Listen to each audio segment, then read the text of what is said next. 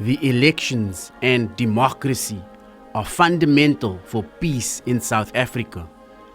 The Constitution also plays a major role in ensuring law and order is maintained. All South Africans were allowed to vote for the first time in 1994. And 30 years later, voters can now bring about change to the country through voting in the elections. Public confidence in the process is important generally and at all times. And that's what's so vital now. Imagine if we didn't have elections.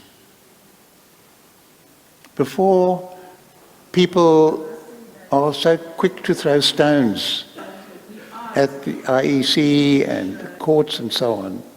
Imagine if we didn't have elections. It would be assassination, it would be torture, it would be fighting, it would be the powerful, the richest, the bullies, the corrupt, it would be rampant. We have elections as a means of expressing our content or our discontent. It's central to peace in this country. It's not just holding government to account, it's more profoundly important than that. A call has been made for political parties to commit themselves to working to improve the quality of life of people who are living in poverty in South Africa. Agency to the marginalized is key. These concerns must be the cornerstone of any scenario in which parties have to form coalitions after the elections. The uprooting of poverty, the good of all countries' people, and good and honest governance must underpin all coalitions. May wisdom guide us and give us justice. The IEC's Code of Conduct can be used as a tool to hold political parties accountable during elections. I think the Electoral Code of Conduct is critical because it sets the standards of behavior and conduct of political parties, their leaders, their representatives, their members as well as supporters, and then also the independent candidates and their supporters. I think at the end of the day this is a contest and it's important that everybody plays according to the rules. One of the rules says that you have to respect the opinions of somebody else, that you cannot have any no-go areas. You can't have a situation where one party says, no, I will not allow posters of another party in my area. We should get out of that sort of sense of this is my area and your area, etc. So I think it's critical. Political parties have pledged to abide by the code. Well, I think in any democracy, as we have seen elsewhere, it can be undermined.